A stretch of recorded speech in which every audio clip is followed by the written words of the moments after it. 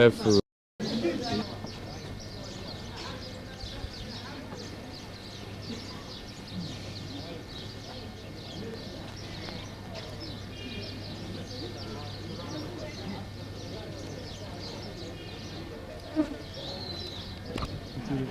Walking to the temple built during the Greek occupation of Egypt.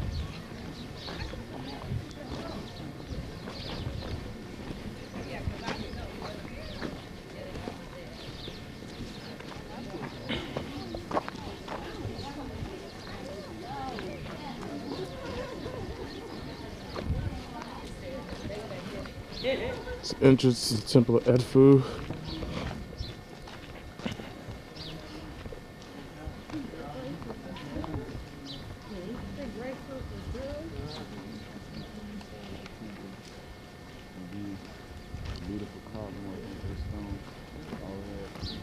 You know what I do? They still moving more like they did. Temple Edfu.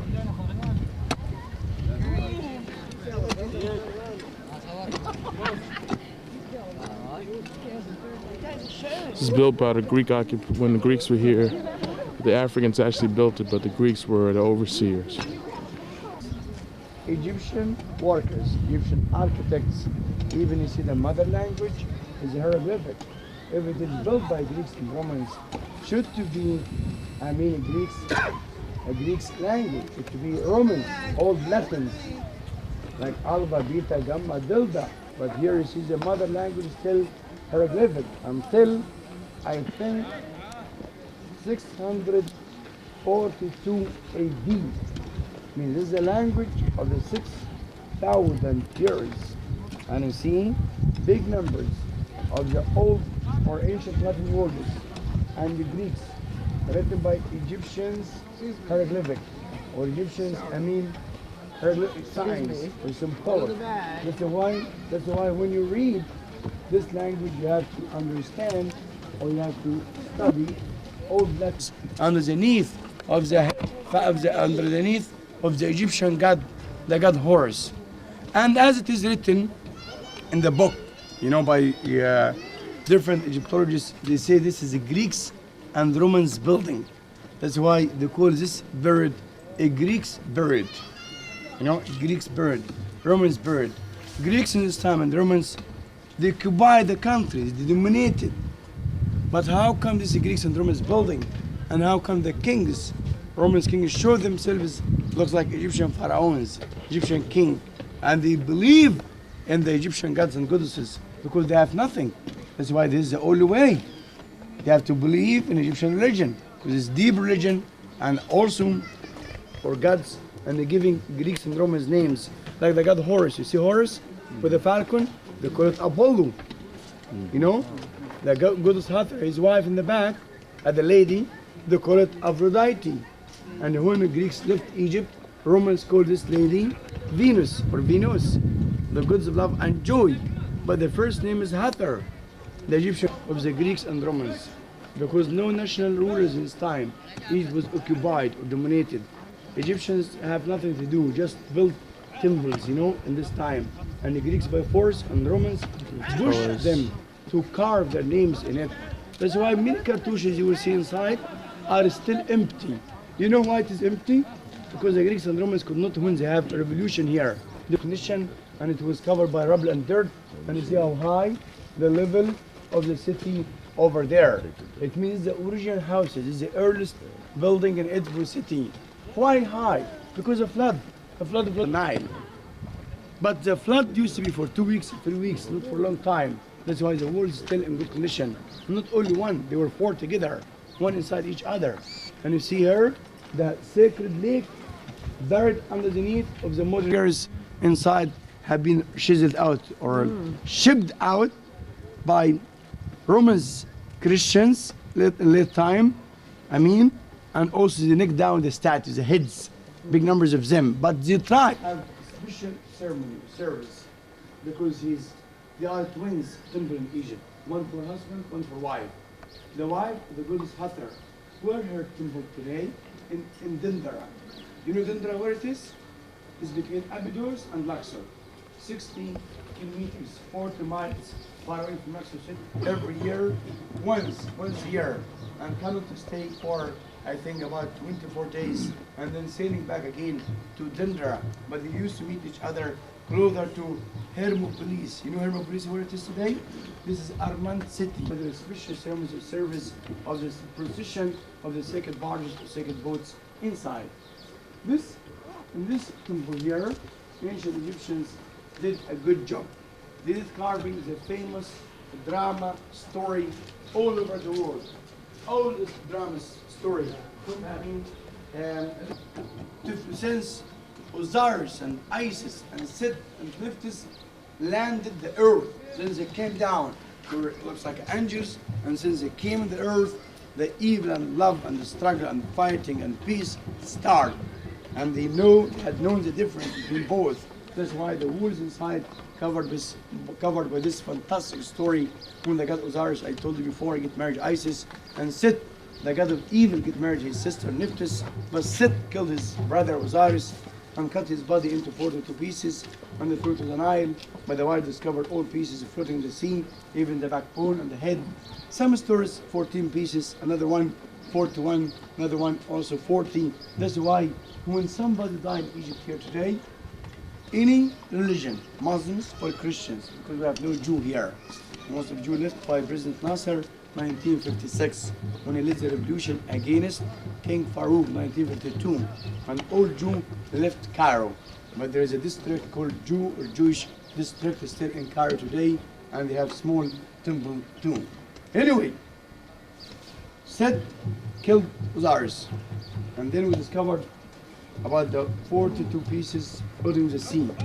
Isis is a good wife, and the honest got all pieces and buried as the area called Abydos, and she used to visit her husband like she was like looks like angel, you know, as an angel, like a bird with the two wings, and she had conception with him, and she became pregnant.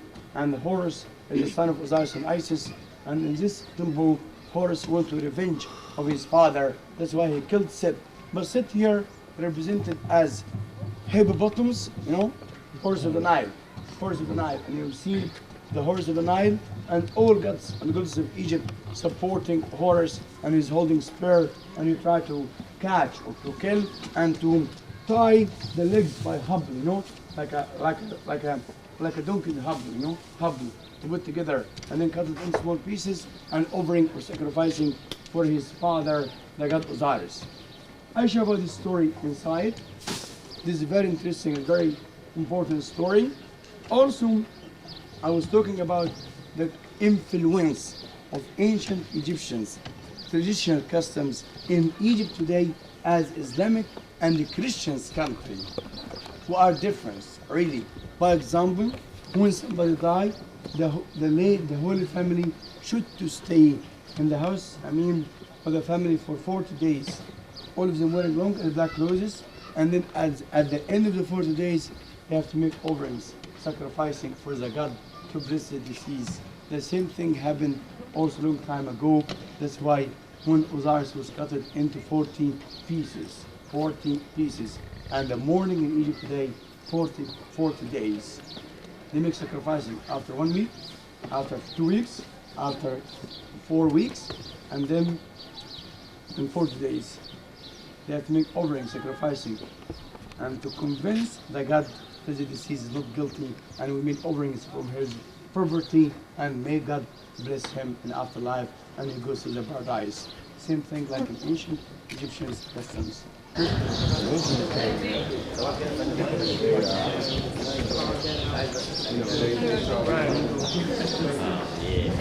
they got that big spot right there, got them up again. No doubt that the new style is a palm. You see palm. You see the palm tree, palm there, and you see the composite capital, 3 different styles: papyrus, lotus, and you see this is the only intact building discovered all over Egypt. This was open, no roof, no ceiling at all here. This used by commoners, ordinary people. They could not stand. They have to sit. They couldn't sit straight. They have to stand. Burning incense, makes the purification, and pray for the God And then when they go outside, face to face, nobody could turn his back in the presence of the god Amun-Ra. The Egyptian temple, it's more spiritual, you know, more, this is your very small and very dark room, because they believe that God lives, the God's spirits lives inside, and to give a chance for the high priest to have more quietness or peaceful to listen to the prophecies of the gods and tell the ordinary people outside about their problems.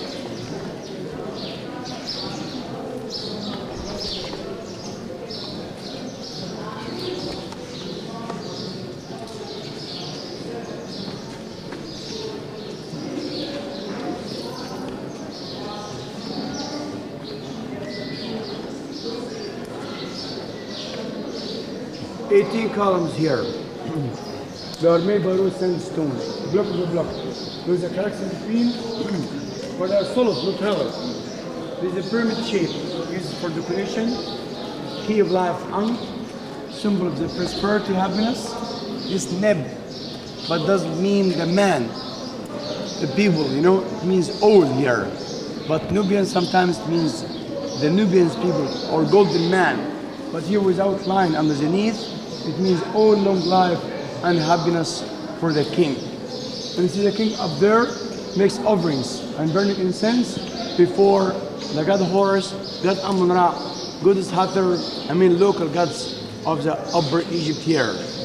Columns are so fine and nice there in Temple of Saqqara as the main entrance. Looks like a palm tree. But here you see the capital, the design. But this papyrus covered by lotus flower, and also papyrus flowers open and closed. The most beautiful people, and they control everything here.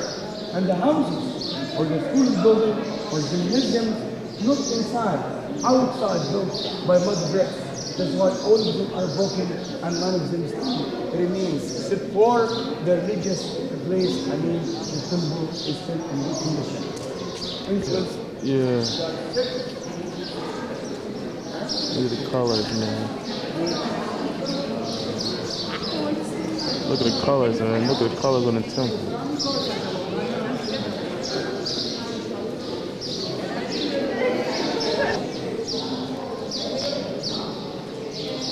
This is on the top of the temple. The colors are still intact. Here, look, sketch of the two obelisks here.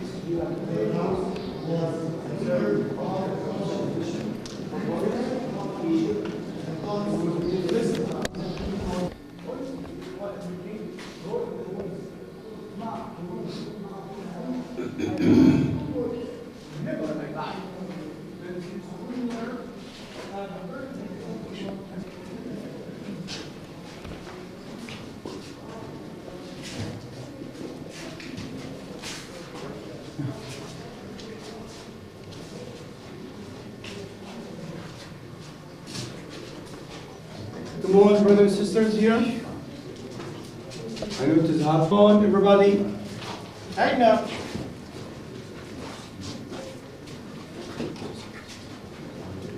Just 5 minutes for a sauna here. Take a sauna.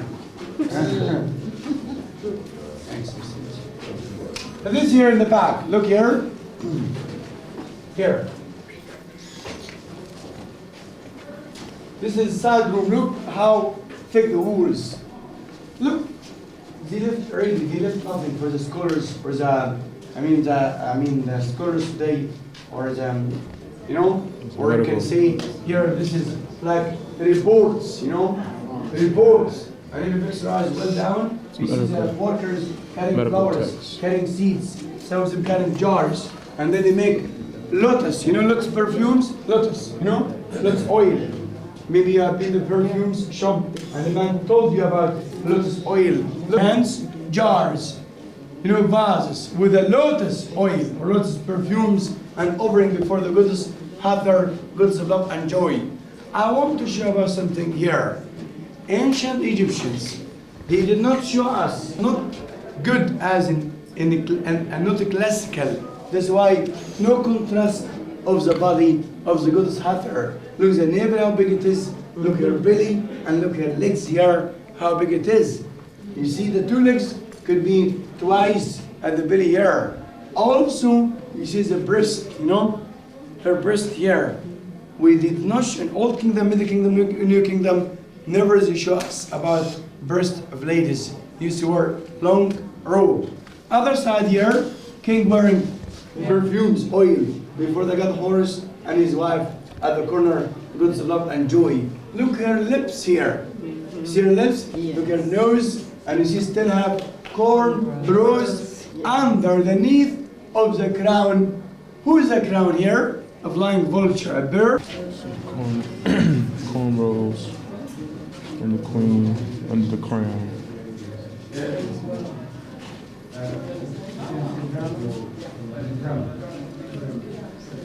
These are all medical texts. They don't know how to decipher them or which plants to get to make these medicines. These are all medical terms.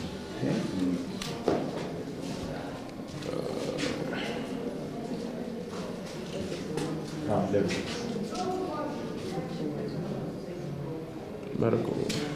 They don't know what they need to die when they know.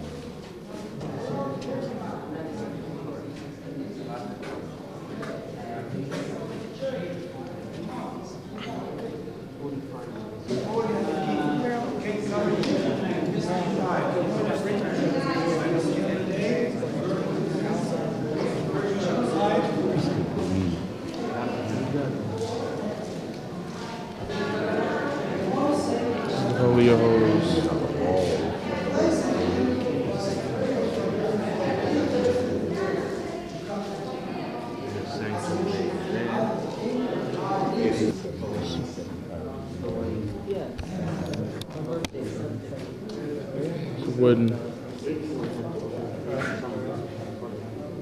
It's a wooden boat.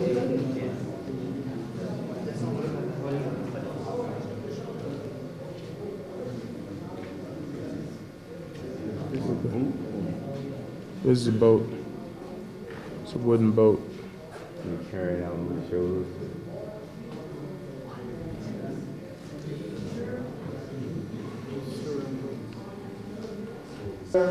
Also, the same thing, but the different services, sacrifices and offerings.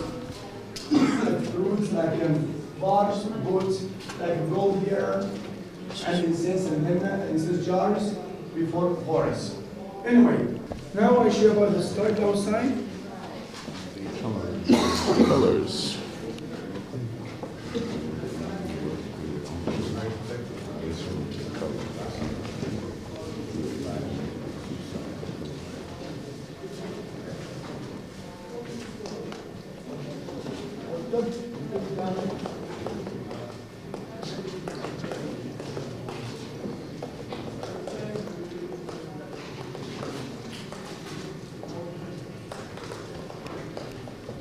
Ancient, the drama story, as I told you before, means I think ancient Egyptians or ancient Kemet people left nothing. I think was all branches, all subjects. They wrote about everything: medicine, art, history, drama, tragedy. The classical stories, short stories, long story. And we discovered a lot of papyrus, giving us a good idea about daily exercise for the children or for the young kids, about this every month to check the problems of all Egyptians all over Egypt. To read, commence to read, the reports. He was very interesting of the writing of this farmer. He sent a message to the buyer, don't find any solution, don't help this farmer. Don't stop your enemies from attacking these fields. Or let your people to work in his farms, because the way of his writing is very interesting. It's very, very interesting and classical, and he had a big brain and he was a farmer. And he keep writing writings. He wrote several books in papyrus. And he asked the mayor to excite him, to hear more, to read more about his story. And then at the end, the king, the pharaoh, gave him about 10 acres, giving us an idea to encourage the writers, the scribes. That's why we had Seshat in ancient time. We had Jehuti, the god of wisdom and writing. Why not we have this drama story and you see 3 lines? I could not read all of them.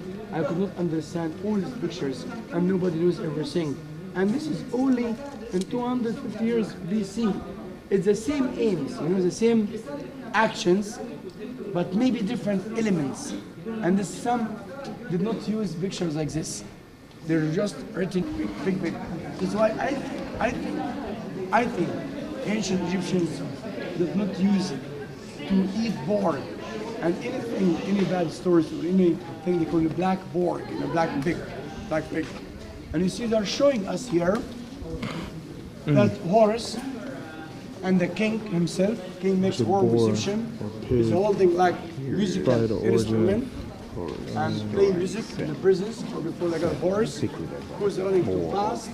One of his 2 legs is a fan, and he tried. A representation is set as a boar, and it's believed that the early Egyptians did eat pork. This is probably the origins of why the Hebrews got it's probably.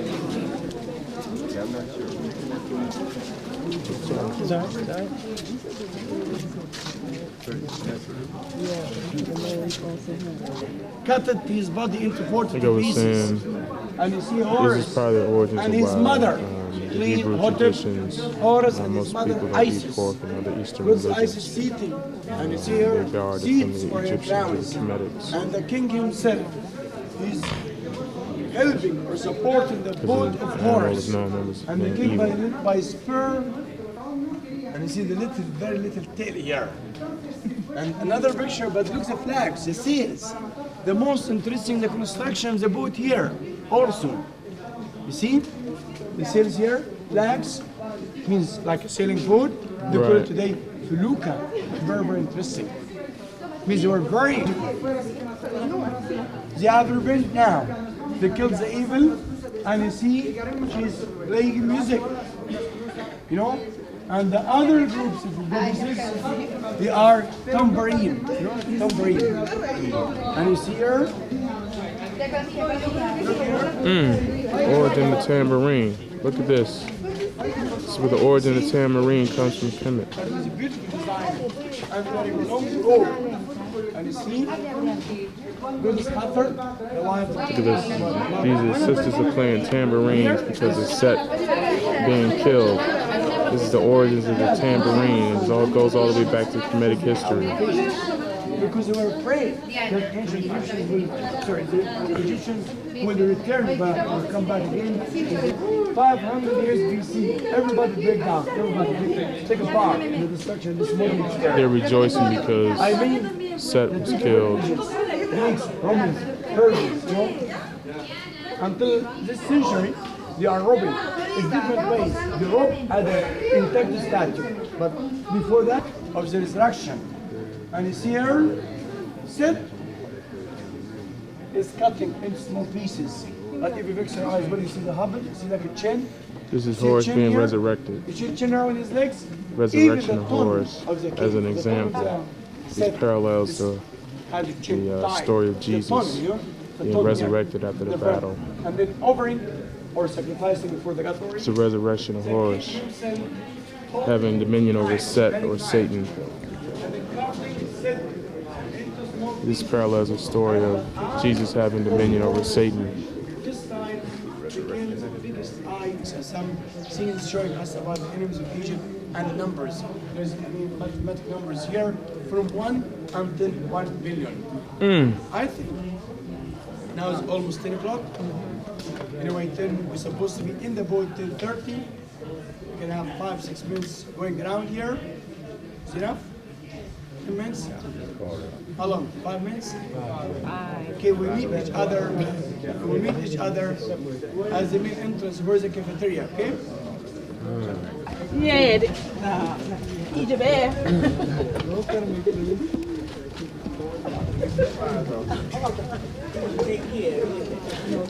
These are hieroglyphics that talk about the numbers. Just back here.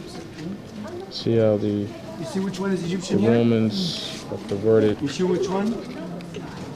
This is an Egyptian statue. They have the short skirt on, but in the Roman statue, they make a copy, but their bodies are naked and they show their private parts, which shows you how perverted they were even in this time. And as we know, this hasn't changed in 1994. So they were perverted then. So it shows you that the Romans and the Greeks were very low in moral values. The ancient Kemetic people had very high values. They didn't show their parts, the private parts of the body naked. This is the corridor out of the Temple of Edfu. Going back to the bus right now.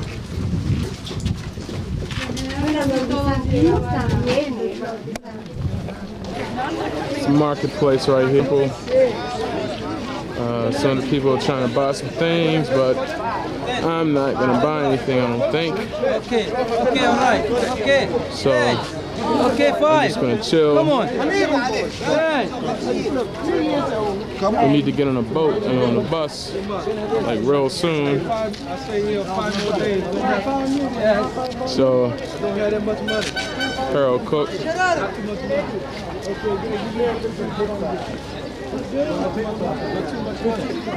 is, again, the village here. People are selling stuff, Okay, 65. Listen to me. Okay, buying listen. stuff. No 70, no 60, make 65. You have any? All right, we get on this bus.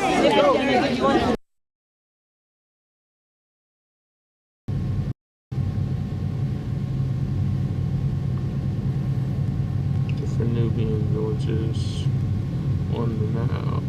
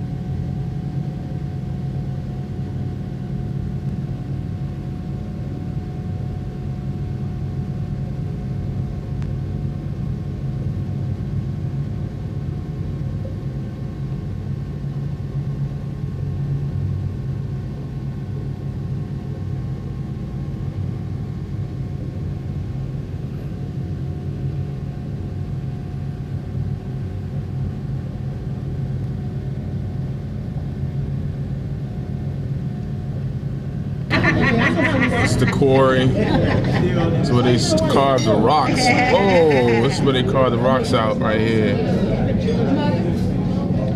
Too close to it. See, you get too close. That's where parents are with children. And then later on, they give their parents credit. And the children, the parents. Lay down.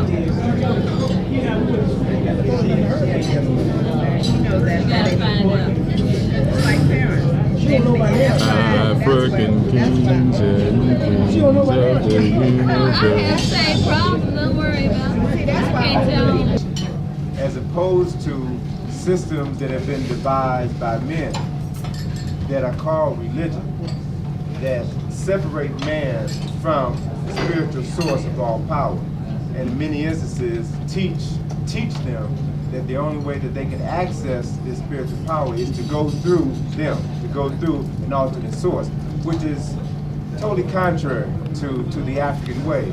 And something that I found, a conversation that I found very interesting several years ago, when we had the Elder Symposium at UDC with John Henry Clark, John Jackson, and Dr. Ben. I had an opportunity to be in the back room with Dr. Clark and Dr. Jackson. And just listening to them talk to one another. They hadn't seen each other in a number of years. Professor Jackson was the elder of the group, followed by Brother Clark, and then followed by Dr. Ben.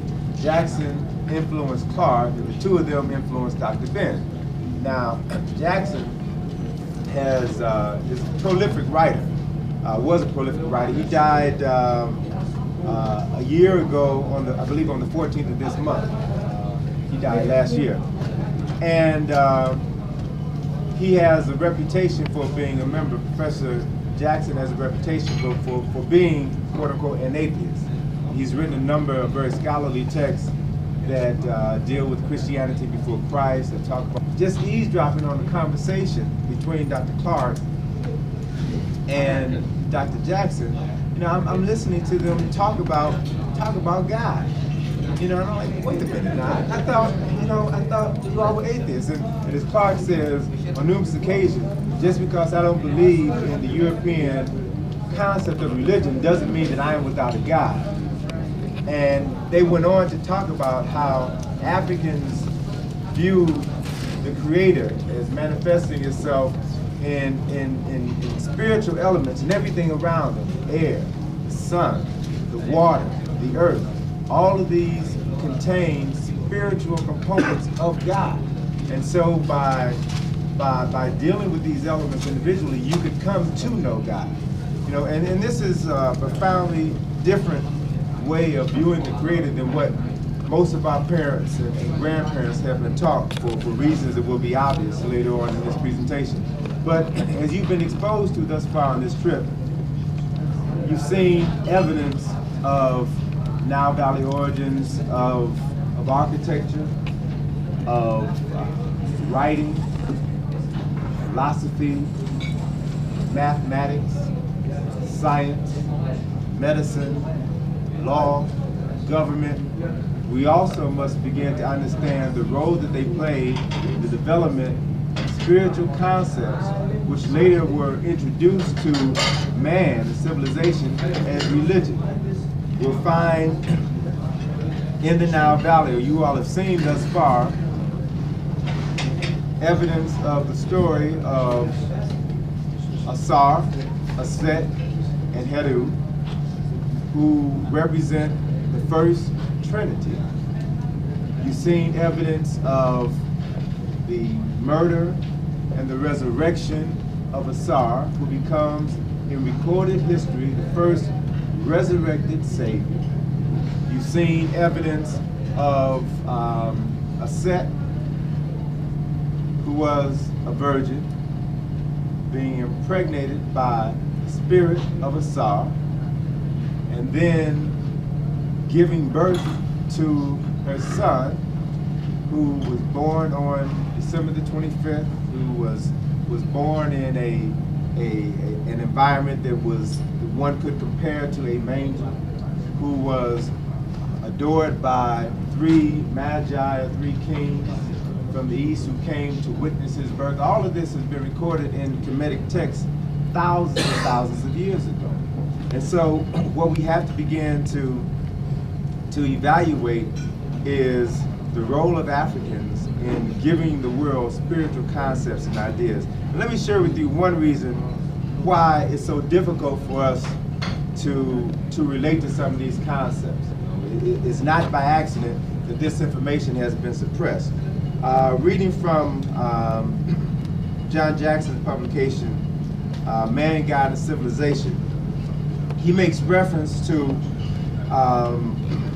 the Nile Valley as being the origin of the first concepts of a self-created God, of God creating the heaven and the earth, dividing the earth from the water, creating the air, separating the light from the darkness, God creating man out of earth. All of these stories come out of Kemet, but they have been disassociated from Kemet for a variety of reasons. Most of what we know about ancient Kemet has been presented to us by Europeans, European Egyptologists. And within the European School of Egyptology, many of these professors were Christians, and they had problems with the chronology of ancient Kemet and how it conflicted with standard Christian chronology. And let me just read you one paragraph where Professor James gives us an example of the fabrication of dates in order for them to fit with Christian accounts of the development of mankind. The late Professor James Henry Breasted, who lived from 1865 to 1935, considered the civilization of Egypt to be the oldest in the world, and dates the first dynasty of ancient Kemet as having begun around 3400 BCE. Sir Flinders Petrie, who lived from 1853 to 1942, a contemporary of Breasted in every way. Petrie was from England. This is reading from page 87 in Nile Valley, the top of 87. Petrie dates the beginning of the first dynasty as year 4777 BCE, almost a difference of 2,000 years. What accounts for this difference? He states that Breasted studied for his doctorate in Egyptology under Professor Edward Meyer, who lived from 1855 to 1930 at the University of Berlin. Meyer, being a Christian, assumed that the world began around 4004 BCE according to the biblical chronology. Breasted adopted Meyer's chronology of ancient Egypt and criticized Petrie and other non-traditional Egyptologists for adopting an earlier date. It is believed by Petrie, or believed by most Egyptologists, that the building of the Great Pyramid of Khufu was begun during the Third Dynasty. And according to Petrie, the Third Dynasty lasted from 4212 to 3998 BCE. Now, if these dates are correct, according to the chronology of Petrie and others, then that means that the Great Pyramid was built before the creation of the world, according to the accepted European Christian account. Breasted's date for the building of the pyramid in the Third Dynasty have been shifted back to 2980 BCE to approximately 2900 BCE. So what we're looking at in this one particular instance is Europeans again adjusting time to fit into their conception of the world. Okay? And again, as long as you are dependent upon them to give you your perception of reality, then 9 times out of 10, those perceptions will be inadequate for you, for people of color. And I already mentioned yesterday that there's a difference in perception between melanated and non-melanated people. Okay? Now, if you look at the Nile Valley, the concepts of religion in the Nile Valley, there's some architectural concepts that I want to present to you from the standpoint of, we've seen the temples, variety of temples, into chapels. And you've seen that at Karnak, you've seen it at Luxor, you'll see it again when we get to Phaedra. Even though these temples were supposedly images, contain images of pagan gods, to the Coptics and later to the Muslims who inhabited these structures, they still regarded these areas as sacred sites. and particularly at the temple of Luxor, which we saw just yesterday. We saw the mosque of Abu al-Hagar is literally built on the foundation of the temple of Karnak. And if you can turn to page 119, you'll see this photograph, which shows you one of the supporting beams of that mosque is literally a portion of that temple. And you can see the Medu Neter still carved on it. It's just been painted over. So it shows you the extent to which these people, these later inhabitants of the Nile Valley, disregarded the spiritual traditions of the Africans who preceded them by literally thousands of years. Another very interesting architectural point is that usually flanking the entrances to many of the temples in Kemet, you had two standing tekenu. And the teken, as you know, is a symbol which represents the resurrection of Asaf. Okay? But whenever you saw two tekenu standing in tandem to each other, flanking the entrance to the temple, what they represented was the masculine and feminine complementary aspects of the Neteru. With the development of European cathedrals, you find some of these architectural components being incorporated into these cathedral buildings or these holy buildings in Europe. The twin steeples that you see built on most churches represent the twin tekenu that stood in front of the temples of Kemet. Every steeple of every church is symbolic of the teken, which represents the resurrection of Asaf. Okay? Even the minarets that you see on the mosque here also represent the tekenu. Right? So it's important that you understand that even though the people who created these spiritual concepts and ideas, the people who created these architectural structures where one could come to worship the natural, even though these people are gone and their writings have been misinterpreted, their architectural elements have been used by others to assist them in their worship of the God of their choice. And if you understand that history, and if you also can begin to understand the symbolism associated with that history, you can then trace back Kemetic spiritual concepts and ideas. But you have to know what to look for. You have to understand what has happened to the history. Now, in terms of just sharing some other concepts with you which are important, going back to page 71, Nile Valley, make reference to the twin lions, or the acre lions, which you see sometimes flanking the entrances of buildings. At the temple of Philae, you'll see two lions flanking the entrances of that temple. On a number of papyri, at the bottom of that page, you see a scene from the Papyrus of Ani, which is painted along the ceiling of the British Museum. You see Ani standing before the twin lions, the acre lions.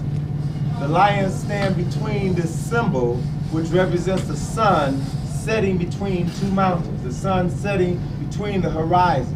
Each of these lions symbolize a point in time. The lion on the left symbolizes yesterday or the past. The lion on the right symbolizes tomorrow or the future. And the point in between these two lions is today, the current time. So these lions are symbolically guardians of the past, guardians of the future. And to walk in between these two lions means that you are acknowledging your specific point in time, the specific point in time that you occupy today. So this symbol of the lions flanking the entrances to buildings, to bridges, is representative of this African concept, okay? On the next page, page 72, is another scene from the Papyrus of Ani, where you see Ani making an offering to the Bennu bird. And the Bennu bird is a symbol that represents the regeneration of the soul. We know the Bennu bird by its Greek name, which is the phoenix. The Benu was a bird that lived for 500 years and then died in a ball of flames. Then after his death, a new bird arose from the ashes and carried the remains of the previous bird in an egg back to a sacred temple, which was here in Kemet in Heliopolis, the temple of the sun. Okay? And this was the process. It became a symbol for regeneration. Now, this concept was used in Greece. It was also used in America. The symbol of Atlanta, the city of Atlanta, represents this process of resurrection. The city of Phoenix, Phoenix, Arizona, also relates to this process of resurrection. So these concepts and ideas are ancient, and they had their beginnings in Kemet. I also want to make another point regarding the Teket, which is a symbol, one of the earliest symbols of resurrection. There are Tekken that have literally been scattered, taken from Kemet. At one point in time, there were over 1,200 Tekkenu in Kemet. Usually 2 flanking the entrances of the temple, and then several inside of the temple. Today, there's less than a dozen in Kemet. The rest have been scattered all over the world. In Rome, you have 13 Tekkenu, which were taken from Kemet. Symbols which represent the resurrection of Osiris. As a matter of fact, in the center of St. Peter's Square in the Vatican, you have a Teket. And if you think about this idea, think about the reality of this, every Easter Sunday, the Pope stands on his balcony before a multitude of thousands and thousands of people and delivers his sermon about the resurrection of Jesus the Christ as he stands before, as the crowd stands before a 6,000-year-old monument that represents the resurrection of the African god Osiris. One of the things that even the Pope will acknowledge, and some others in the church will acknowledge, is the evolution of the story of the Black Madonna. The Black Madonna, which is the Europeanized version of Aset and Heru, or Isis and Horus. When the Greeks came into Kemet, they worshipped Aset, Heru, and Asar. You saw the temple that we just left, carvings of the Greek ruler Ptolemy, dressed as a Kemetic king, standing before the image of Heru, the son of the resurrected God, worshiping African gods. After the Greeks were conquered by the Romans then took these same concepts, took these same traditions back to Italy with them. And the Black Madonna and Child were then portrayed as the Caucasian Madonna and Child, which we now know as Mary and Jesus. But it's important to note that the first temples of the Black Madonna and Child, of the first temples of Aset and Heru, honored them as African people. And it was only later that these images were changed and made into images of European for the, I guess, the psychological and spiritual benefit of Europeans. But Pope John Paul II, who's from Poland, makes it a point whenever he visits his homeland to go to the shrine at Czestochowa to pray at the feet of the Black Madonna and Child.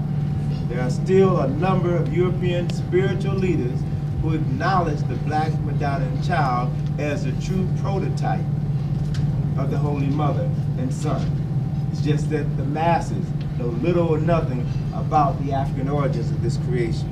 Right? Now, what I want to deal with is some of the concepts of the Neteru, some of the concepts of the Book of the Coming Forth. We talked earlier about the so-called Book of the Dead, and how that term is an inappropriate term. It is a non-African term.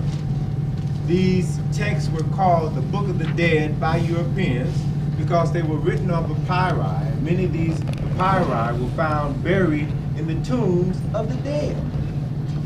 Hence the term, the Book of the Dead. But the African name for these writings were Pet Em Heru, or the books, the writings of the coming forth by day. They were texts that literally listed the knowledge, the magic spells, the prayers, the passwords that the soul of the departed would have to say in order to move through the 12 gates of the underworld to come back into life. So these writings were written on the papyri, they were carved on the tombs, so the soul of this individual would be able to complete his journey without any interruptions. But again, to the Europeans, they were called the Books of the Dead, which is a misnomer. Included within these texts were concepts of heaven and hell, concepts of the judgment of the soul of man sitting on the throne beside Asar, a god, the resurrected God, images of the heavenly blessed eating from the tree of life, images of Khnum, who is the a ram-headed Neteru, who is seen, and you'll see this in Phele, see this image carved on Phele, you'll see the Neteru Khnum sitting down on the potter's wheel, carved or molding out of clay the Ba and the Ka of the first man. Okay, so God molding man from clay, it's all here. All of these images are here. You see God breathing life or presenting life to the nostrils of man here in this image of Akhenaten. Again, the rays of the sun that come closest to the nostril hold in their hands the Ankh, where he is giving the breath of life to man.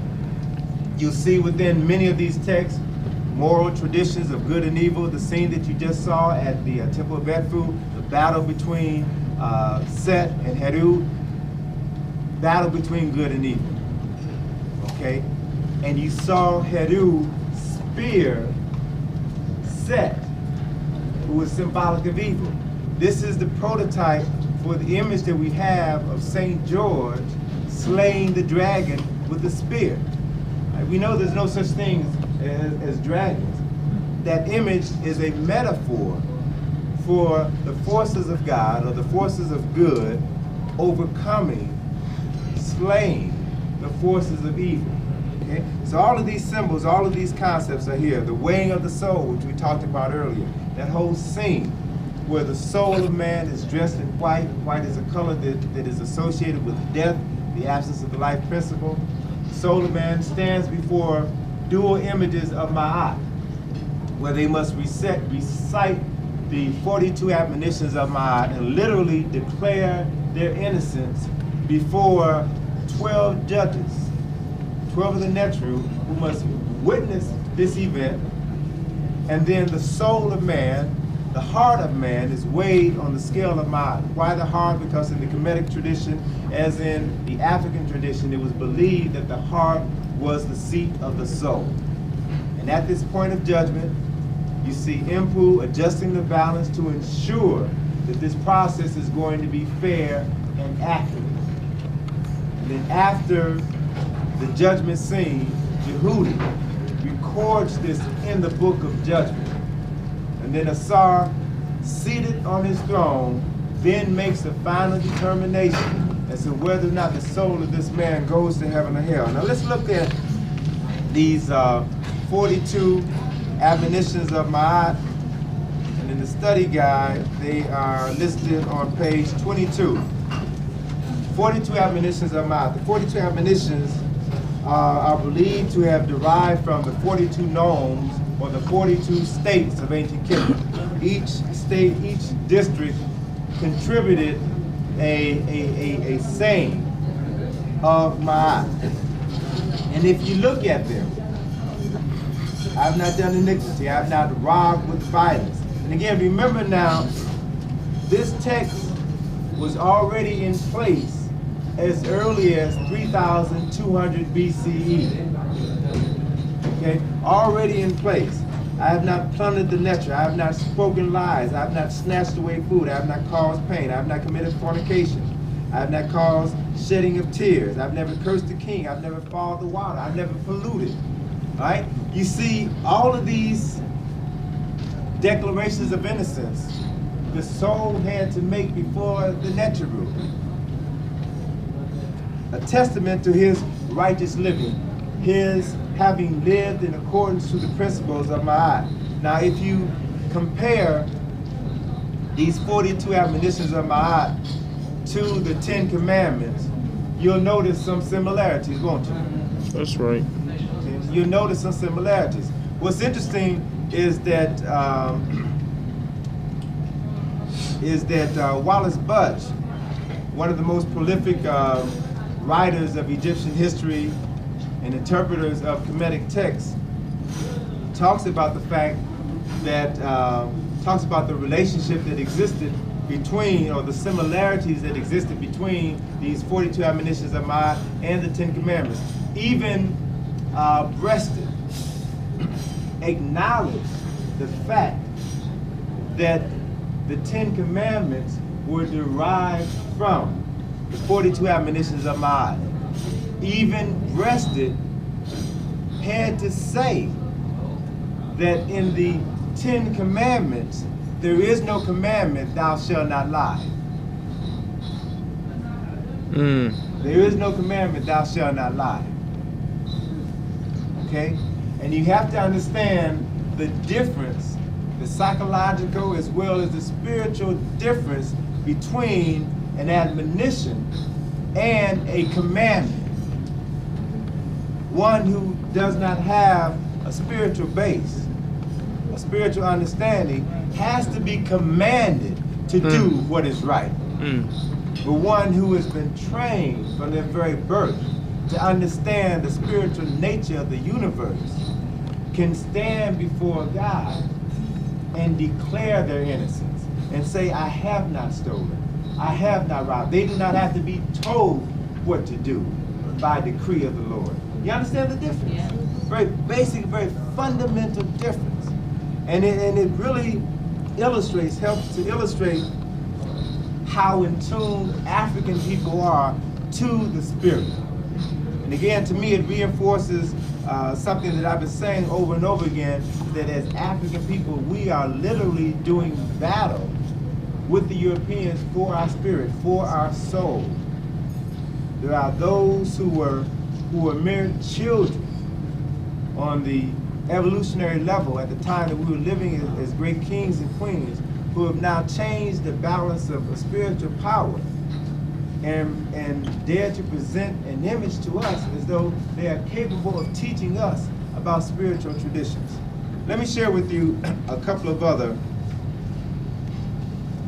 images, concepts, and ideas that are vitally important, particularly when it comes to Europeans interpreting African texts and reinterpreting African texts and then giving it to the European world. Now I've got two interpretations of African spiritual texts that have been rewritten by Europeans and presented to the world. And so, Brendan, I want to ask you to read the first segment, all right? Brendan's going to be reading from Psalms, and I want you to read number 1. And what we're going to do, I'm going to have Brenda read the passage from Psalm, and I'll read a passage that was written by Akhenaten that preceded Brenda's text by over 300 years. Okay, Brenda, read the first one.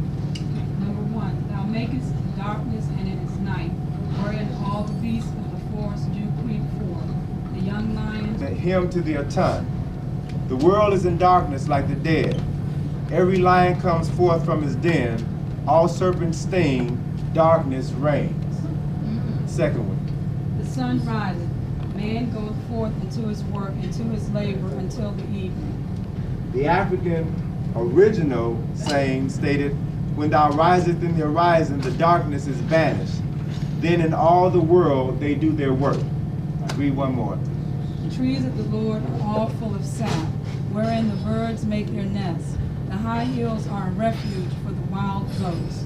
And Akhenaten said, all the trees and plants flourish, the birds flutter in their marshes, all sheep dance upon their feet.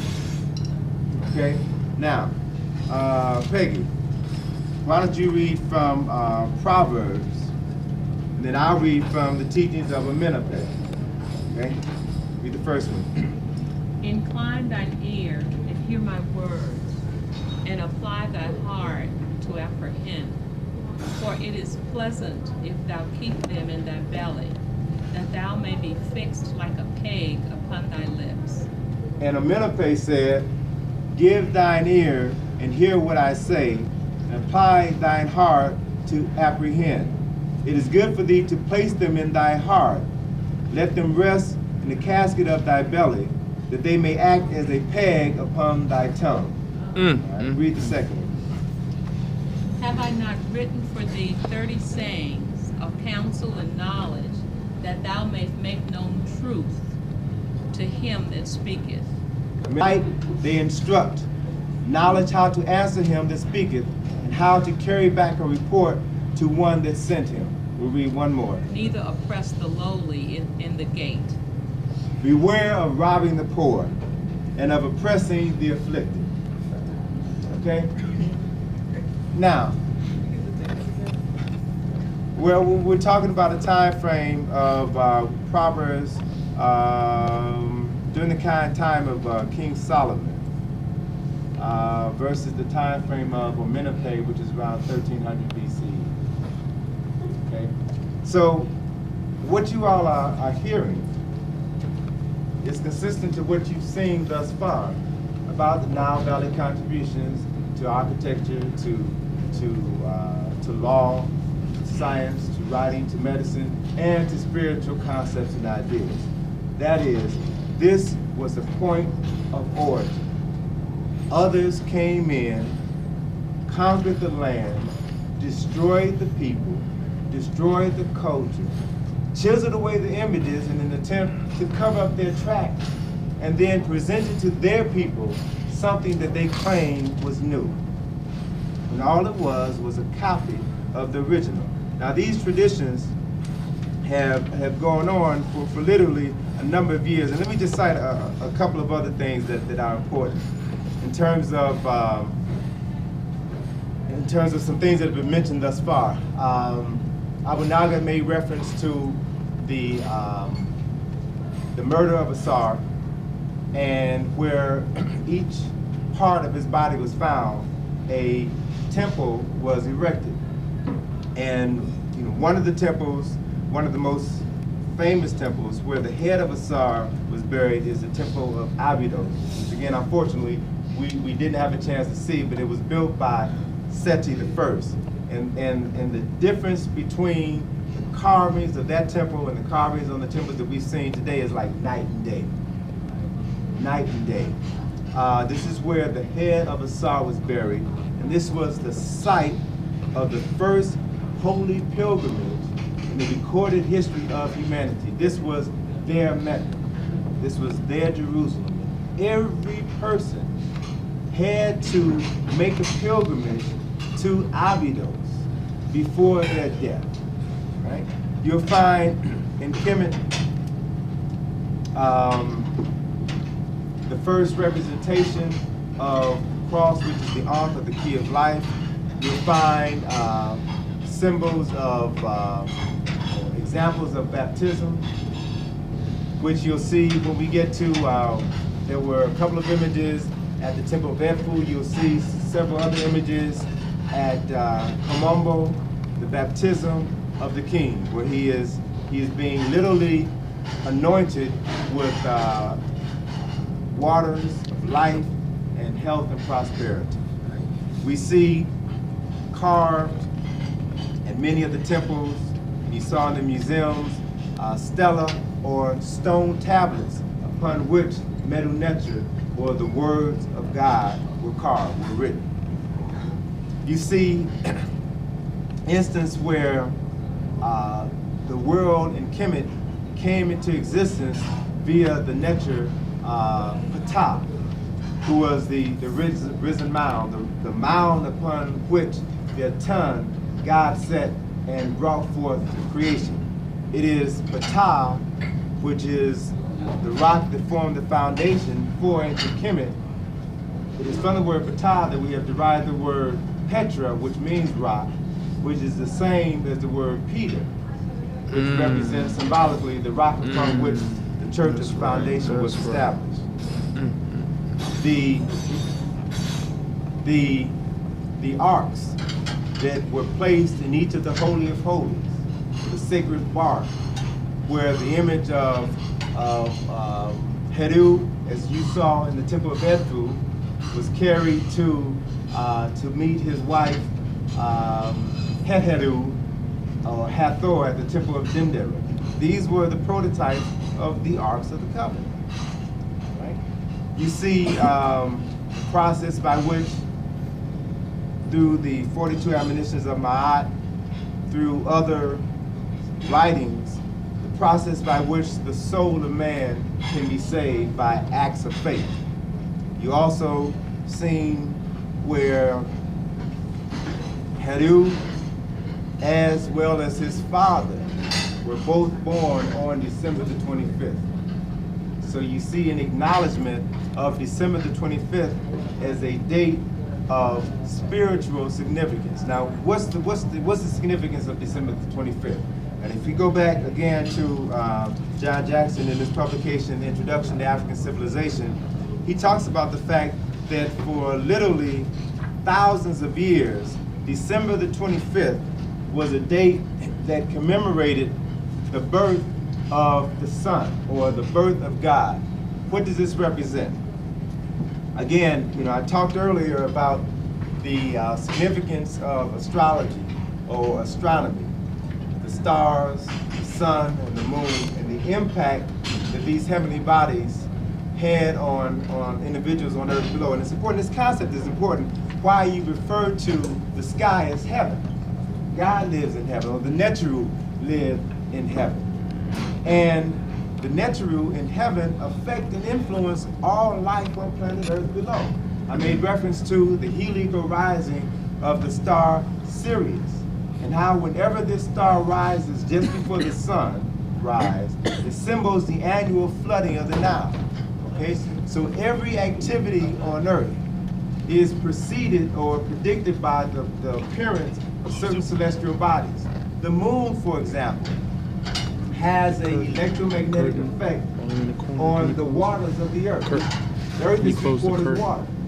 And whenever there is a full moon, the full moon causes high tide everywhere in the world. That is because of the electromagnetic attraction that the moon exerts on the Earth. So pulling the atmosphere, the air which surrounds the Earth. The atmosphere is nothing more than the sphere of Aton, which encircles the Earth. So the Earth is being affected every day by these celestial bodies, by the Neteru, or by the forces of heaven. Right? So the sun was regarded as one of the most powerful forces. It exerted the most powerful influence on planet Earth. And the sun's relationship to the Earth is marked by 4 basic positions. You have the spring equinox, which generally falls around March the 21st or the 22nd.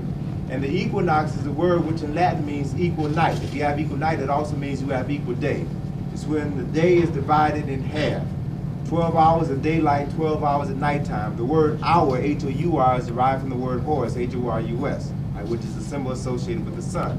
As the Earth moves on its axis, tilts on its axis, from the time of the spring equinox, the length of the day begins to increase by approximately a minute or so until it reaches the time of the summer solstice. The word solstice means sun is still. So during this 4-day period of time, traditionally between June the 21st through June the 24th, the sun is still, and the length of the day is the same. After the solstice, after this 4-day period of time, then the earth tilts on its axis in the other direction, and the length of the day begins to decrease by approximately a minute each day until it reaches September the 21st, which is the time of the fall equinox, where again, the length of the day and night is equal. And from that point, the length of the day begins to decrease by approximately a minute each day until it reaches the time of the winter solstice. At the winter solstice, again, you have this 4-day period where the sun is still, and the length of the day does not increase nor decrease significantly. It is after the 4th day of the solstice that the sun begins to show itself, begins to increase in time. Or symbolically, it was said that the sun was born on December the 25th. Now let me read to you from John Jackson in Introduction to African Civilization. From December the 21st, the winter solstice, to December the 24th, the length of the days is approximately the same. On December the 25th, the sun is symbolically born as sunlight increases approximately 1 minute per day. At the midnight hour, during the first minute of December the 25th, the birth of the sun was seen in the astrological sign of Capricorn, which was known as the stable of Aegeus. Therefore, the infant sun god, or the new sun, was said to have been born in a stable. Shining brightly on the meridian was Sirius, the star from the east, while rising in the east was Virgo, the Virgin, with the horizon line passing through her center. And from the position of the horizon line passing through her center, it is symbolic of this process of the virgin birth. From the positioning of this star developed the story of the famous star in the east, which led the 3 kings to worship the newly born sun god. The winter solstice, the sun is in its southernmost position in the celestial sphere. After that date, it begins to travel northward along the ecliptic, and at the vernal equinox, or spring, the sun passes over the celestial equator. And the passing over the sun is the origin of the Passover, which symbolizes now, again, the birth of the sun in the northern hemisphere. Or the resurrection of the sun, should I say, correct? The resurrection of the sun in the northern hemisphere. And it's important to note that the resurrection of the sun is symbolic of that season is what? March 21st is spring. And what happens in spring? New life. Everything grows. Life comes from the earth. Life comes from the symbol of Geb, or life comes from the symbol of Asar. One of the symbols associated with Asar is that of his body representing the earth and corn growing out of his body. So he becomes the nectar associated with vegetation. So the sun passing over the equator represents the process by which exposure of the earth to increased sunlight causes the cycle of death to end and for the next phase of life, or the resurrection, to begin. Right? Now it's also important to note at this time in Kemet, there were other symbols that were associated with this process of passing over, or the regeneration of life. Some of those symbols were the egg, which is symbolic of newly emerging life, as well as the rabbit, because animals begin to mate and then reproduce themselves.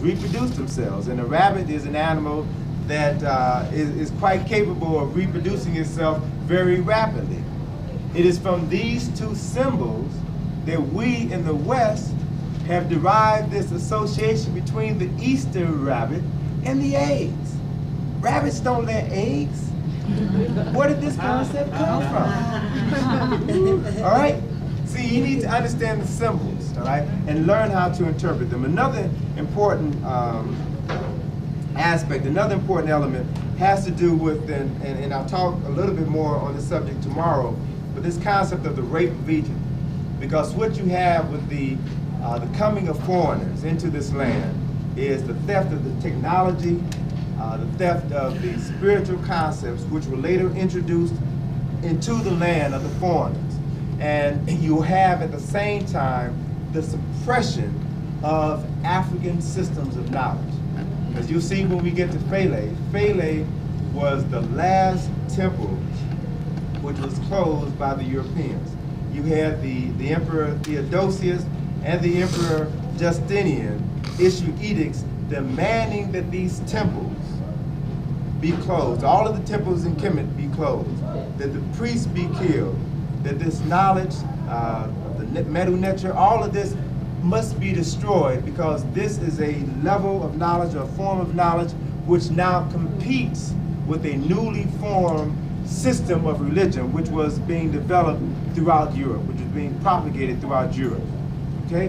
And so what you find is that the Europeans were responsible for developing these holy wars to destroy all competing systems of religious thought, and at the same time conquer lands and then impose these traditions onto other people. Now think about this. You have a similarity between the Christians, similarity between the Muslims having holy wars to conquer foreign lands and then impose their concept of God on other people. Viewing these people as pagans because they did not worship the same God that they did. You don't find this in the African tradition. As a matter of fact, you don't even find this in the Jewish tradition, in the Hebrew tradition. They don't believe in going around converting everyone. They believe that we are the chosen and we are the ones. And the only way to get this information is to be one of us. But there's a difference in ideology. And what you find in the European tradition is a system or a process by which many of the priests and the secret traditions in ancient Kemet were being oppressed, and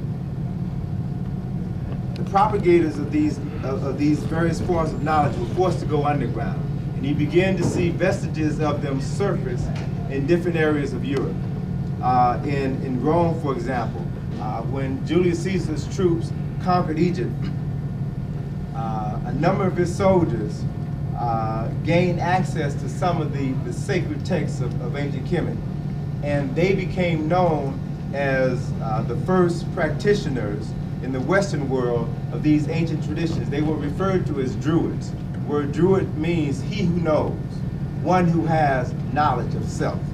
And what you find is that as many of these people were oppressed by foreign kings and other members of the church, they too were forced to go underground. There's a very excellent example of this process in England, where you have, or in the British Isles, particularly in Ireland, where you had a stronghold of Europeans who practiced many of the ancient African traditions. Many of these practitioners also called themselves Druids. Again, a term that means he who knows. They acknowledge and to some extent worship the sun. They acknowledge the significance of the solstices and the equinox as spiritually invigorating times of the year. And they built the temple at Stonehenge in order to mark the equinox or the solstice. They had ceremonies to commemorate that activity. These Druids or these priests also wore the symbol of the uraeus in their headdress. That is the symbol of the cobra, which was symbolic of those that had possession of knowledge. Now, during that time frame, there was a man named Patrick who had been enslaved in Ireland, who escaped and came to England and became a follower of the newly emerging Christian tradition. and was sanctioned by the religious leaders in England to return to Ireland with an army to conquer this land and introduce Christianity. And so this man with his army conquered these people that had an opposing ideological spiritual frame of reference, destroyed them, and was responsible for erecting hundreds and hundreds of churches and literally baptizing thousands of individuals. And he was later deemed a saint by the church. His name was St. Patrick. Now, what was St. Patrick famous for doing? Killing snakes. No. Well, the tradition is he drove out the snakes of Ireland, but really he drove out the snake cult or the people or the Druids out of Ireland, the people that practiced the ancient Kemetic spiritual system. St. Patrick's Day, March the 17th, celebrates St. Patrick, the birthday of St. Patrick, who was responsible for driving the snakes out of Ireland. As Eddie just said, the snakes that he drove out of Ireland were not the snakes that crawled on the ground, but the snake people who walked on two legs and had an opposing interpretation to the sources of creation. So you have this conflict going on. Even in the conflict or the battles between the Christians and the Muslims, there was this fierce conflict. And when the Islamic forces were moving throughout Southern Europe, they had to find a way, the Christians had to find a way to rally their people to conquer these Muslim forces. And so in one portion of Italy, what they did was, as a means of inspiring their people, what they did was to some creative cook, a baker, baked bread in the form of the crescent star. And every morning, the people in this town would eat this crescent-shaped bread, which symbolizes them devouring the enemies of the Christian church. This crescent bread is the croissant. Okay? And if you think to America, when do we begin to start eating croissants? When did they become popular in America? About the 80s, I would say. About the 80s. Okay. The late 80s. Late 80s. All right? Even McDonald's had the croissant rolls that they sold for breakfast.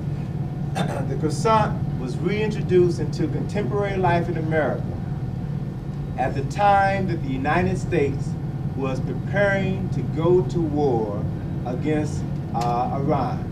When the hostages were taken by the Ayatollah, and so the Ayatollah became the enemy, Islam became the new enemy of America. And as a means of motivating or literally brainwashing the population to prepare to do battle with the enemies of America, the croissant was reintroduced. So that every morning you all would devour this new enemy. Okay? So these conflicts have been going on for years and are still going on. Let me just share with you a couple of other things, a couple of other points, and then move to kind of bring some closure to this, because this is a very significant study. One of the other things that we find is that even when these religious traditions were being introduced to Europeans, not all Europeans were allowed to take part of this religion. As a matter of fact, in 1534, King Henry VIII separated from the Vatican and established the Church of England. King Henry VIII felt that he was just as popular, he was just as powerful as the Pope, and didn't feel that he needed to be dictated to by someone who lived thousands of miles away. So he established his own church. With the establishment of the Church of England, they declared that no females will be allowed to read the Bible. No females unless they were members of the noble class or the royal class. They also declared that no apprentices no journeymen, or no laborers, no common people whatsoever will be allowed to read the Bible under penalty of death. Okay? In 1604, King James authorized a committee of scholars to write a uniform translation of the Bible. And this is important because there have been, since many of these texts were being compiled, and the Council of Nicaea is a very critical turning point in the development of this new religious thought, where religious scholars came together to determine what texts, what concepts and ideas would be accepted by the church, which ones would be excluded. And then, even at that point, you still had various interpretations of these holy books. There exists today over 200 versions of this sacred book. And a version is a change in form or content. What King James attempted to do was to write a uniform version which would be made available to his followers as a means of trying to eliminate some of the confusion and develop more consistency. Now, what King James was responsible for doing was bringing together some of the most scholarly writers of his day to write this new translation. One of the most eloquent writers was a man by the name of William Shakespeare, who at the time that he was involved in this project, or by the time the project was completed in 1610, Shakespeare was 46 years old. Now, as many artisans were being commissioned to paint paintings or to write texts or to do sculptures, and oftentimes they were not allowed to sign their works. But what they did, if you study the writings and the works of artisans at this particular point in time during the Renaissance and later periods of time, you find that they found very ingenious ways of incorporating their signatures into the text. And in a number of Rembrandt's works, he had his name written upside down or in the corner, or they found different ways to write their names. And so what you find in the King James Version of the Bible is Shakespeare's signature, which is encoded in a code that relates to his age at the time of the completion of this project. He was 46. So if you look at Psalms 46 verse 3 to Psalms 46 verse 9, you find that the 46th word from the beginning of Psalms 46 is the word shake, and the 46th word from the end is the word spear. You'll find his signature. And if you think about it, the language of this text, these, those, and thous, is not the language of the people who lived during the time that all of this activity took place. It is contemporary language, just as you'll find new versions of the Bible attempt to write the verses in contemporary language. As a matter of fact, there's a version of the Bible that was just published last year, I believe, by this sister, and it's considered a hip-hop version of the Bible, which says Jesus was this cool dude who took no mess from anybody. Right? So you see consistency in the text being written to appeal to the masses of that particular point in time. And so, again, the point that I want to reiterate is how people, men in many instances, have been involved in rewriting holy or sacred texts, and how many times these revisions reflect their mindset. And in many instances, as you can see, particularly as African people, we can see they have deviated from the original documents. So it's important for us as African people, if we are going to be studying our history and our culture and our philosophy, we also have to be able to reconstruct our spiritual concepts. Take the form that has been given to us by our slave masters and use that as a stepping stone to go back to the original point of departure. And and incorporate those traditions in our lives. Let me just give you another symbolic interpretation of some information that is incorporated within the Bible, because the Bible is a very wonderful book, a very powerful book, but it is written in code. And you have to know how to translate the code in order to get the message that is contained within. Let me give you some terms and some interpretations of some terms.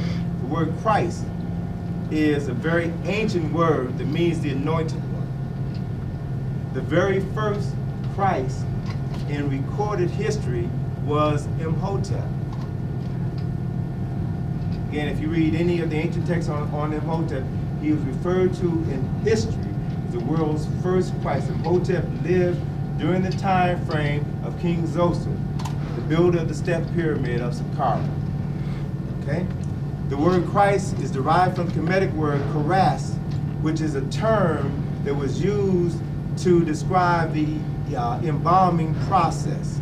The word karas means to anoint, which is what the word Christ means. To anoint, the anointed one, the one who is endowed with certain knowledge, certain information, certain talents. The word karas is also the word meso, which in Kemetic language means the anointed one. So karas comes from Christ, and it is from the word meso, or the anointed one, that we have derived the word the Messiah. The word Bethlehem is a word that means brain, or the house of God. The word Jerusalem is a word that means the heart. So if it says in the text, or when it says in the text of Christ coming down from Bethlehem into Jerusalem, what it speaks to is the process within the body where Christ becomes the consciousness within the individual when your head is anointed, or when certain secretions by the pineal gland anoint your skull, and these secretions flow from the brain of Bethlehem, from the house of God into Jerusalem, the heart, where they are then pumped through every part of your body, and you become Christ-like, or your body becomes anointed. That is essentially what happens. That is essentially what happens when the pineal gland, which is the seat of God, releases this hormone, this oily-like substance, which anoints your brain and allows you to communicate with the ancestors, or reach the point that the ancient Kemites referred to as a mentor, the realm of the collective unconsciousness. And this chemical substance flows within your heart and also flows within the cerebral spinal fluid. And it is from there that it is circulated throughout every part of your body. Right? So, Christ becomes the anointed one when oil is secreted from Bethlehem, the brain, or the house of God, into the circulatory system, to Jerusalem, the heart, where it is then pumped or distributed through every part of your body. So this concept of the temple in man is not foreign, is not strange. Your body is a temple. What do you call this part of your head? It's called your temple. It is where one goes to communicate with the Spirit, to communicate with God. So it is a way of one being able to develop your higher consciousness. And even the concept of tithing, of giving 10% to God, basically references the process of retaining at least 10% of this anointed substance in your blood system at all times, so that you can continue to be anointed with the presence of God. It's also important, and yesterday I mentioned, about Jehudi, and talked about Jehudi and Jehudi's relationship with the pineal gland. Okay, Jehudi's role as the messenger of God. Okay? Jehudi's being interpreted by the Greeks and the Romans as Hermes or Mercury, the messenger of the God. That is the process that talks about your body. So you also have to be be able to understand other symbols that are exposed to you. The guy in the bookshop downstairs, who's a Coptic, had this image of Jesus the Christ on his counter. And it's an image that many of you all have seen before. And you see Jesus with his left hand over his heart and his right hand out like this. When we'll pass it around so you all can take a look at it, all right? Pass it around so you all can take a look at it. But when we were in the Coptic Museum, you saw image after image after image of Jesus in this same pose. Left hand over the heart and the right hand raised. And what is the significance of this? I mean, the heart is the seat of the soul. The left hand represents, is symbolic of the feminine side of the body, which is receptive, which receives energy. The right side of the body is masculine and transmits energy.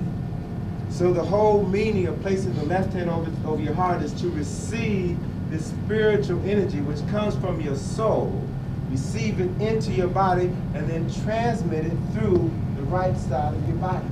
Transmit it part of your body. That is the whole reason why you go to court. You're about to testify in court, what do? Place your left hand on the Bible. Raise your right hand. Okay? Left hand receives the power, receives the word. The right hand transmits. Right?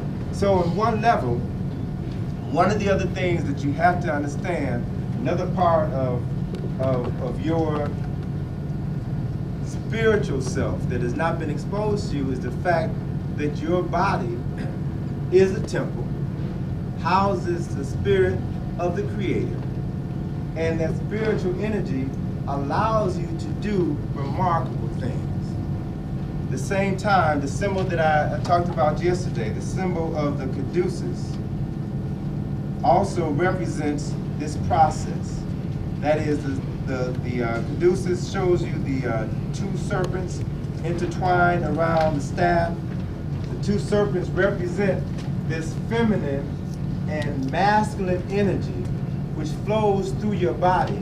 This staff is a symbol of your spine. Okay?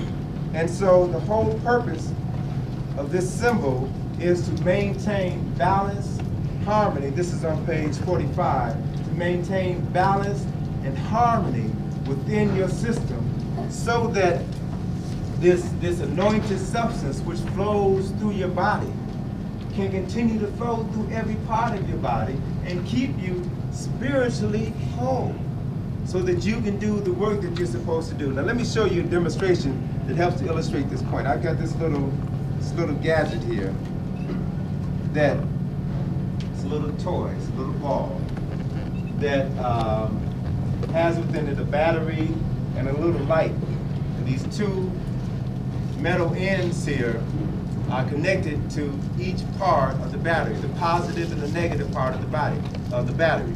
Positive and negative. Positive is masculine, the negative is feminine. I take my hand and put my hand on both sides of these terminals. I complete the circuit. The energy from the battery flows through my finger, through the other finger, completes the circuit, and makes the ball light up and makes it hum, which illustrates one basic reality. The energy flows through our body. We are transmitters and receivers of energy. All right? Now, let me show you, demonstrate. Everybody on this table, can you stand up, please? Now, I want you all to have enough space between you. I want you to hold hands, have enough space between you where just your hands touch. I don't want your shoulders or any other part of your body to touch. All right, just your hands. Hold hands, complete the circle, hold hands. All right? Now, sister, I want you, now I'm holding one part of this metal prong. Sister, I want you to take your finger, one finger, and hold the other part. Just touch it with one finger. All right? Irina, I want you to let go of your hands. Let go. Stop. Hold hands again.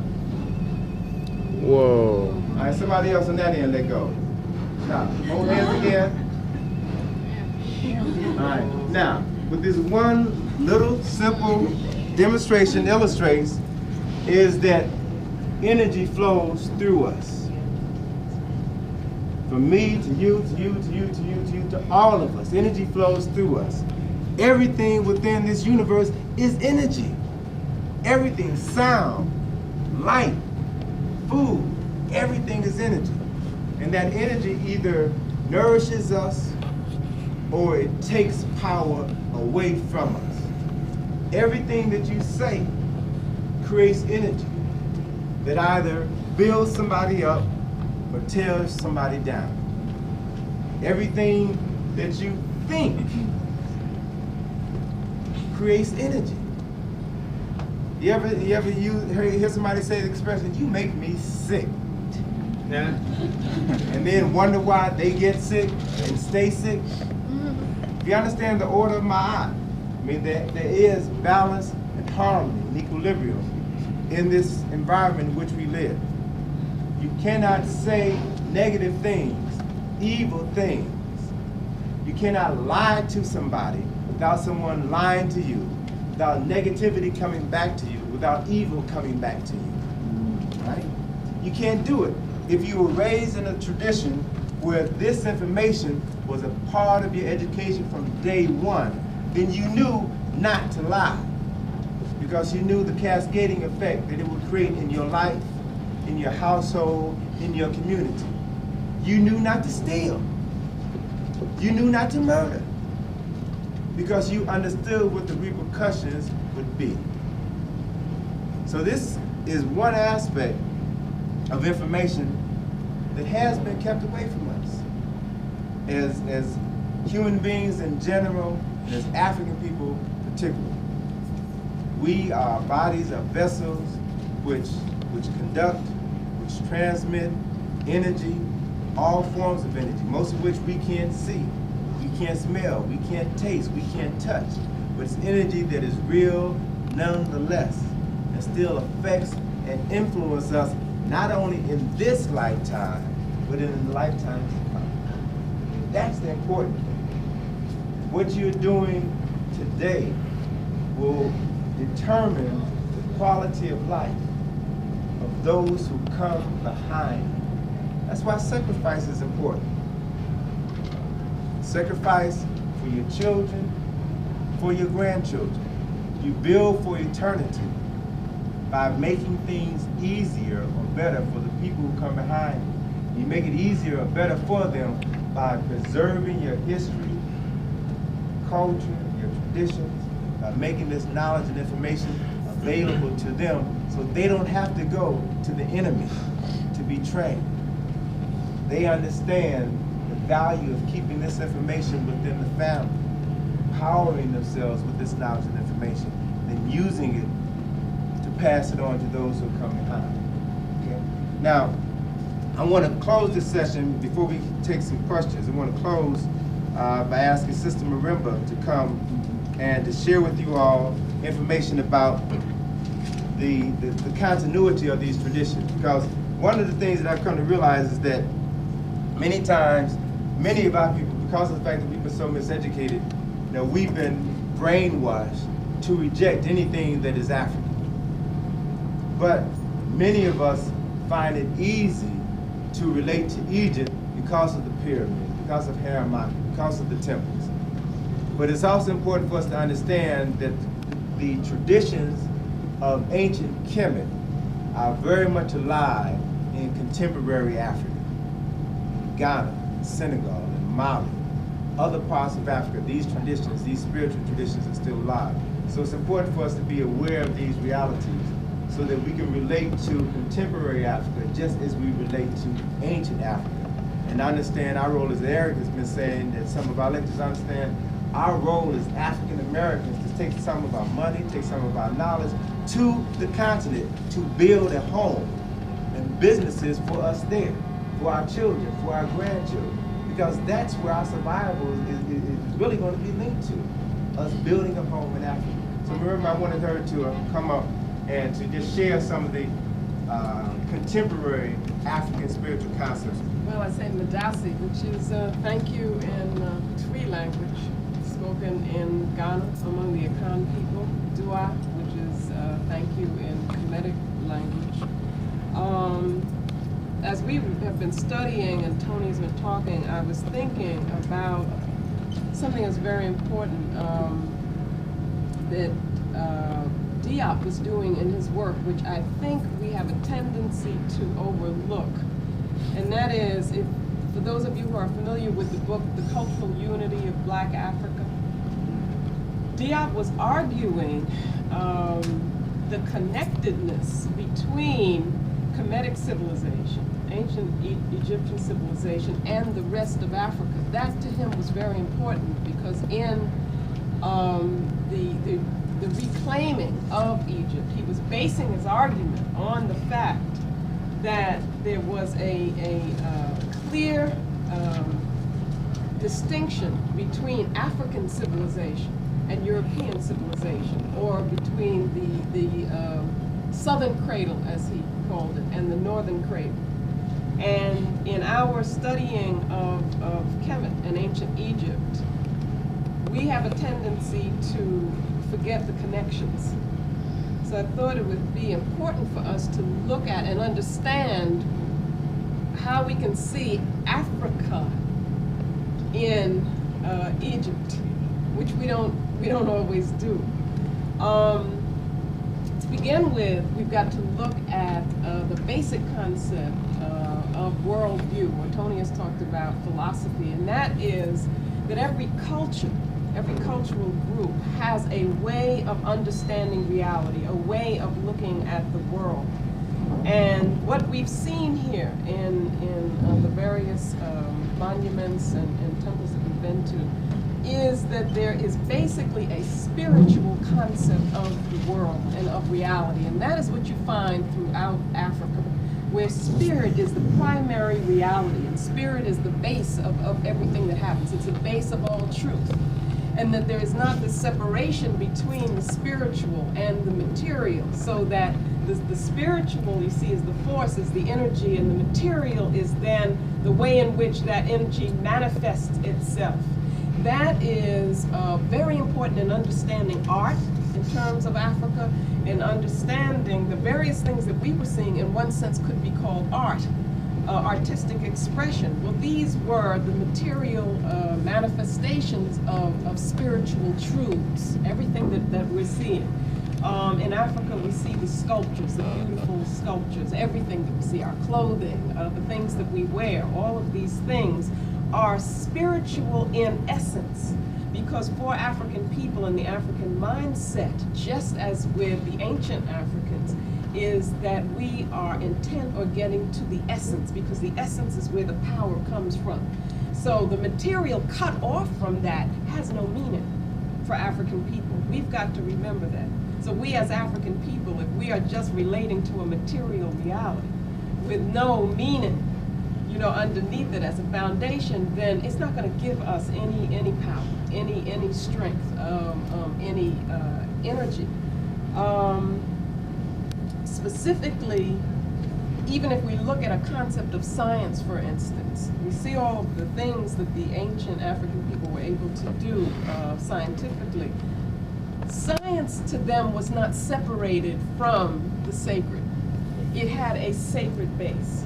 And the same is true throughout the rest of Africa, is that you don't have a separation between, say, medicine and your spiritual life, even your economic life, your family life. All of these things are united into a whole. Again, we're seeing that in the various aspects of ancient Kemetic civilization that we're looking at. You've got to understand it as a holistic presentation and understanding of reality. Tony talked about the difference between the spirituality and religion. Well, one thing very clearly was that we're talking about a way of life here. And that's what you see constantly in all the various places we've been. When we look now today at Africa, as Africa has not been intruded upon by either Europeans or the Arabic or Islamic and so forth, what we see again is that people live what they believe. They live these concepts. It is a way of life. So they can't talk about, well, religion is something that you do, you know, on one day of a week or 2 days a week or, you know, at certain times in certain places. It's all around you. It's in everything that you do. So it's also in your clothing. It's also in the way that you talk to each other.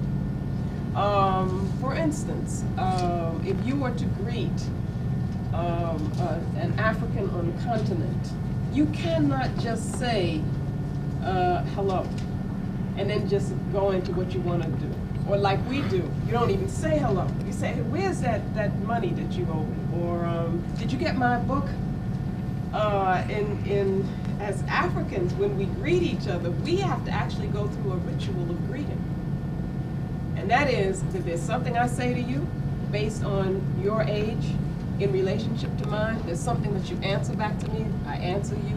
You answer back to me. You do all of this before you get to the mundane, ordinary things that we have to do between us. What are we doing? We're establishing a connection. So that again, you see the same thing when we are looking at these various aspects of Kemetic civilization. The way in which we communicated with each other was ritualized. Now, communication was very important, and much of what we're seeing, it was a way of communicating with the network, communicating with the forces, communicating with a spiritual level, with a sacred level, trying to touch that, trying to tap into it. So that what is called art by the European for us was a means of communicating with this other level of energy, this other level of reality, so that we could always maintain a connection. So communication for us is very important. All of these things are aspects of the African worldview in ancient Egypt and then also in contemporary Africa now.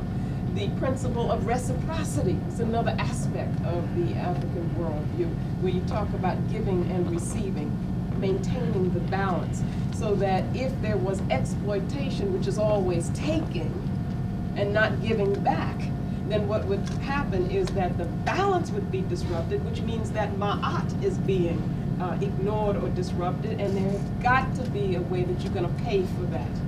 Now, all African societies, they may not have the term ma'at, but they will have the concept. And that's one thing that we need to understand, that as we move from one African location, society, culture to another, the language will change, but the concepts are the same. Let's look at some things specifically. For instance, we can look at Het-Heru, who's been called Hathor. A female divinity having to do with love, with marriage, with sensuality, with music. We find that concept in Oshun of the Yoruba people. The same kinds of energy is being called forth by this, what we would call in Yoruba, Orisha. Orisha, which in the ancient Kemetic would be the Netta. Same principle.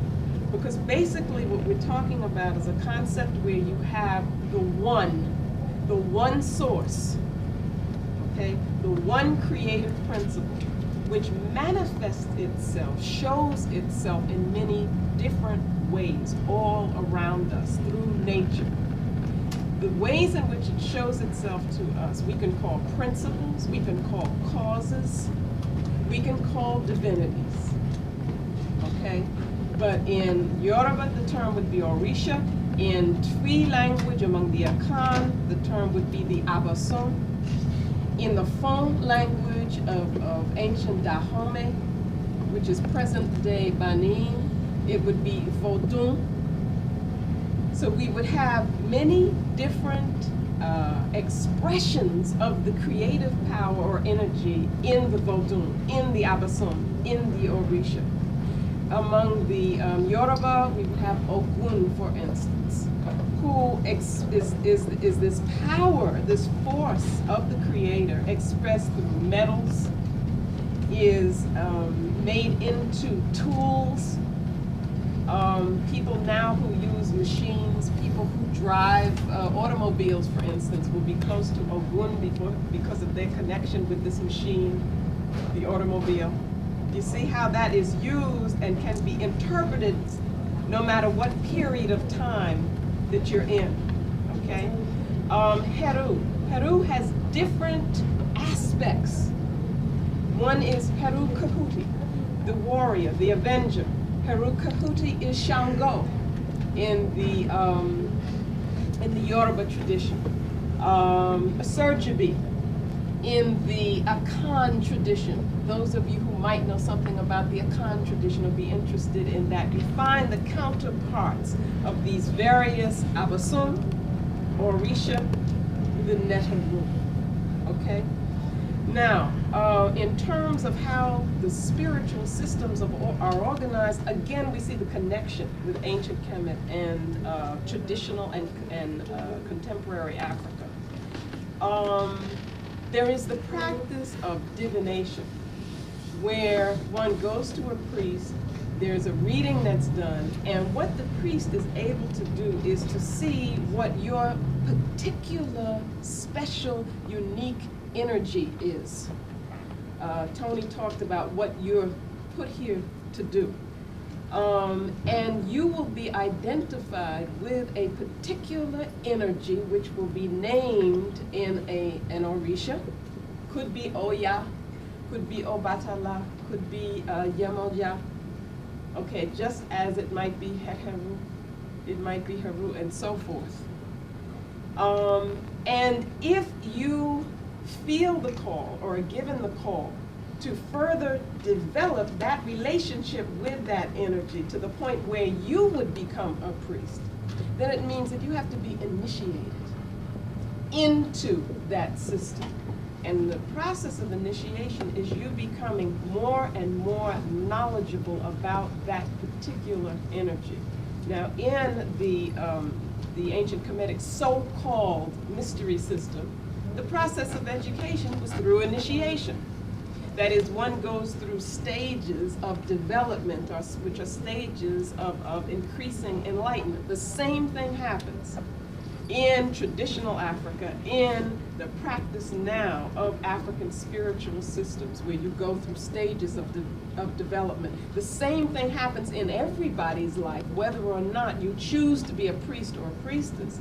Your life is seen as a process of stages of development. So it's the same method, the same approach to gaining knowledge, to gaining spiritual development that we saw in ancient Kemet, that we see right now in terms of African spiritual systems. Life is seen as a process of development. It is also seen as being cyclical at the level that it is put into the context of the universe, of nature. You have cycles, and our lives are seen in terms of cycles. So that as we move through the various stages, we are moving ultimately to the stage of becoming an ancestor. The ancestral stage in African conceptions is extremely important, because it's at that stage that you become most powerful spiritually in terms of your people, your line, your family, and can do things for them. You can act in their behalf because you are closer to, have more of the power of the Creator in you. And then if you are very lucky, which everyone hopes for, an aspect of your spiritual energy will be reborn into the group. And so you continue. And that is the African concept. Off the bottle, pour some out before you drink from it. What are you doing there? You are offering some of that to those who have come before you, those who you want to be a part of you now, those who you want to energize you now. When you eat, you make a plate of food for the ancestors. So these are universal African conceptions that we need to keep in mind. other concepts of the African worldview which have been spoken about, which we've seen, is this idea of the complementarity of the male and female principle, extremely important in African concepts. Among the Akan people, those of you who went to Ghana, you probably got to see the idea of the Asantehene and the Asantehene, which is the king and the queen mother of the nation, or the Ohema and the Ohene, which is the king and the queen on a lesser level. Always there is this dual principle to keep the balance of the male and the female, because there is something which the female energy brings that the male energy does not have. There is something that the male energy brings that the female energy does not have, that the community needs. So that we had a set, for instance, or we had Mutneta, which was divine motherhood, which represents the throne or the seat it is the legitimizing force of Heru, which is divine kingship. So you couldn't have that king unless you had that mother principle, which legitimized, his power. And so as it's the mother, by the way, I forgot who said this the other night, but it's the mother who says, I brought you here and I can take you out. See, we always say that. Okay, very, very important. Diop again was talking about that. He had the brilliance to see that within the Southern cradle, you had that strong mother principle. He called it matriarchy, but it wasn't about the dominance of women. It was about the agricultural society, the line that is continued through the mother. So matrilineality was extremely important. The same thing that we see among the Akan people, very important, where who becomes the Asantehene is determined through the female line. You see, the same thing happened with in ancient Kemet, where the who would become the pharaoh would be determined through the female line. That whole matrilineal principle is something which Diop identified with the Southern cradle, whereas the Northern cradle identified with Europe, with the Eurasian steppes. You have male dominance, which is what patriarchy means, okay, where you have the subjugation of the female. He said this was never true in the African context. So these are some of the things that he was trying to use to point to how Egypt should not be taken out of Africa, but should be understood as being connected to all of Africa. And we have to be very careful that we don't do the same thing. And it's good that, to be introduced to this ancient civilization, but understand that one of the reasons that we have the emphasis on it is precisely because the Europeans identified with it and tried to take it, you see, from us. So it is very important for us to reclaim that. But we should not do that in the place of connecting it and seeing it as a part of all of Africa. So what we need to do is to study the cosmologies, the mythologies of contemporary African societies. And we have to study it because as we sit here, our brothers and sisters are losing precisely what we're talking about studying. So it's a very important thing that we do, but in that you will see that one of the important things, for instance, is symbolism, which has been talked about again and again. Symbolism is a part of the African worldview. It is a very, very important aspect because when your concepts are spiritual, you can only express them symbolically, because what the symbols allow you to do is to internalize the truths. When Tony talked about the difference in a concept of a commandment and a declaration, is that the commandment comes from outside of you and is imposed on you. The declaration, you make yourself and it comes from inside. The symbol, in order to understand it, you have to identify with